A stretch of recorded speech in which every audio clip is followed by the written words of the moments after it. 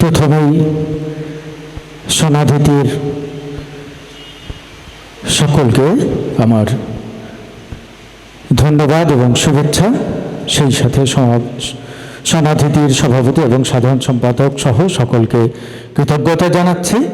সমাধিতির 5 বছরে এই প্রথম আমি আপনাদের আমন্ত্রণে আপনাদের মঞ্চে উঠতে পেরেছি। আপনারা আমাকে যে সম্মান জানিয়েছেন তার জন্য আমি কৃতজ্ঞ। দু একটি কথা বলি, তারপর ছোট্ট কবিতা তো আবৃত্তি করব। আপনারা সারাদিন কর্মশালা করেছেন।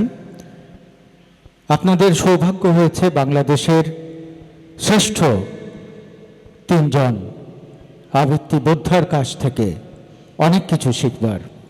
রাশেদ হাসান, মাসুর জামান রনি এবং মাহিদুল ইসলাম এখনও আছেন। তাদের কিছু কথা শোনা এটি আপনাদের এই প্রজন্মের এই বয়সের সকলের জন্য পরম সৌভাগ্যের বলে আমি মনে করি। সঙ্গত কারণেই বোধহয় সারাদিনের এই ধকলে আপনারা একটু ক্লান্ত, অনেকেই বাইরে এই মিলনায়তনের, এবং প্রচণ্ড গরম যে কারণে অনেকে বাইরে। তবে যখন আমার সহকর্মীরা এখানে আবৃত্তি শিল্পীরা আবৃত্তি করছেন তখন আপনাদের একটু মনোযোগ তো সকলেরই কাম্য। আমার জন্য বলছি না, যেরকম যখন সুবর্ণা আরফিন কিংবা পারভেজ আবৃত্তি করছিলেন দেখেছি এখানে, মানে আমার ছোট বোন নাম রূপশ্রী, অবশ্যই রূপের শ্রী অতুলনীয়, তার সাথে ফটো সেশনের জন্য আপনারা ব্যস্ত হয়ে পড়েছিলেন। এখন যদি আপনাদের আমি জিজ্ঞেস করি যে সুবর্ণা আরফিন কি কবিতাটি পড়েছেন বা পারভেজ, আপনারা হয়তো একটু বিব্রত হবেন। তো আপনারা কর্মশালা করেছেন, অনেক কিছু শিখেছেন। নিশ্চয়ই আপনাদের এই বয়সে আমরাও এরকমই করেছি, অনেক বকা খেয়েছি, সিনিয়রদের চর থাপ্পড় এমনকি কিল ঘুষিও খেতে হয়েছে। কিন্তু তখন তো ওই ভয়টা ছিল না সিনিয়রদের যে এরপরে আমরা আবার তাদের সাথে বেয়াদবি করব। কিন্তু এখন ভয়ে কেউ একটি কটু কথাও বলতে চান না। কি জন্যে? পরে হয়তো ওটা রিয়াকশন এরকম হবে, পাশ দিয়ে আমি যাচ্ছি কিন্তু আমাকে না দেখার ভান করে সালাম দেওয়া থেকে কিংবা একটু হাসি বিনিময় থেকে বিরত থাকবেন, এটি বাস্তবতা। যাই হোক, আমাকে ক্ষমা করবেন, আপনাদের কারোর প্রতি আমার কোনো ইয়ে নেই, এটি স্বাভাবিক হতেই পারে। তবে আপনারা যদি আবৃত্তির সাথে যুক্ত থাকেন, এবং আমি প্রার্থনা করব এবং আপনাদের কাছে অনুনয় করব, সনাধিতি আপনাদেরকে যে প্ল্যাটফর্মটি দিয়েছে, সারাদিন বাংলাদেশের শীর্ষ 3 জন আবৃত্তি শিল্পী এবং প্রশিক্ষকের কাছ থেকে আপনারা যে আবৃত্তি বিষয়ে যে কথাগুলো শুনেছেন, আমি আশা করব আপনারা আপনাদের জীবনে, আপনাদের আবৃত্তি শিল্পী জীবনে সেগুলো অবশ্যই বাস্তবায়ন করবেন এবং সনাধিতির সাথে আছেন এবং ভবিষ্যতেও থাকবেন। আমার একজন প্রিয় মানুষ পঙ্কজ মজুমদার, তার আবৃত্তি শুনলাম অনেকদিন পর, খুব ভালো লেগেছে।